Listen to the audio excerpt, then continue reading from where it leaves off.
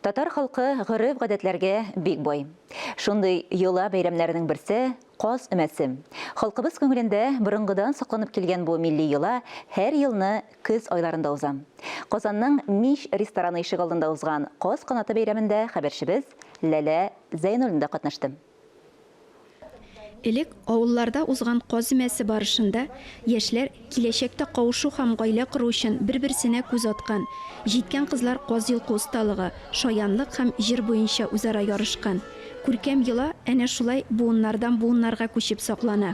Бүгенге Каз канаты бәйрәмендә дә тамашачыларга кызыклы театральләштерелгән тамаша әзерләнгән. Менә без дә бүген шушы Каз өмәсеннән инде бераз күренешләр күрсәтәбез. Ул вакытта инде халык эшләгән дә шул арада җыр биюләр белән күңелдә ачырга өлгергән һәм дә инде шул арада тәмле Каз бәлешләреннән дә сыйланган. Теге һәр елны яңа елны Сабан туйны көтеп алган күк. Без бу Каз өмәсе йоласын көтеп алабыз. Элек егетләр кызлар нинди булганнар? Менә хәзер телефонда утыралар, дискотекаларда танышалар бит алар.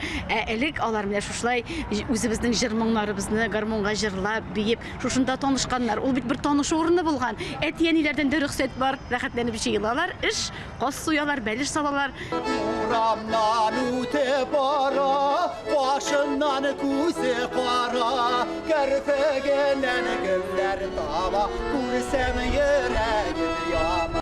Чарада катнашучылар Каз өмәсе йоласының тарихы белән танышудан тыш төрле уеннар уйный алды.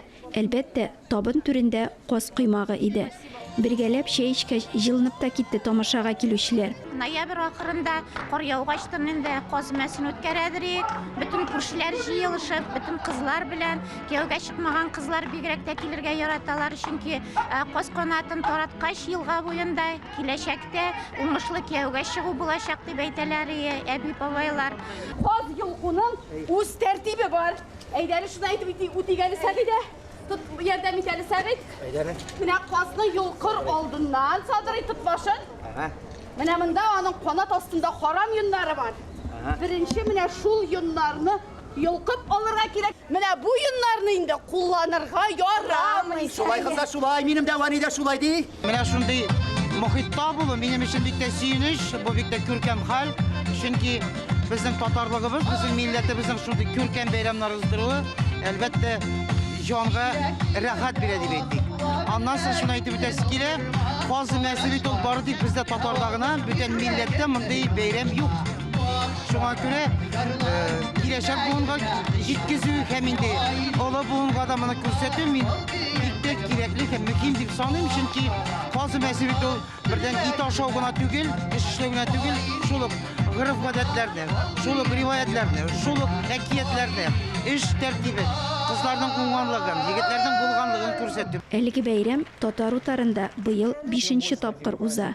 Каз өмәсе ул эш кенә түгел, ә матур итеп аралашу, күңел ачу, гырыф-гадәтләребезне барлауда.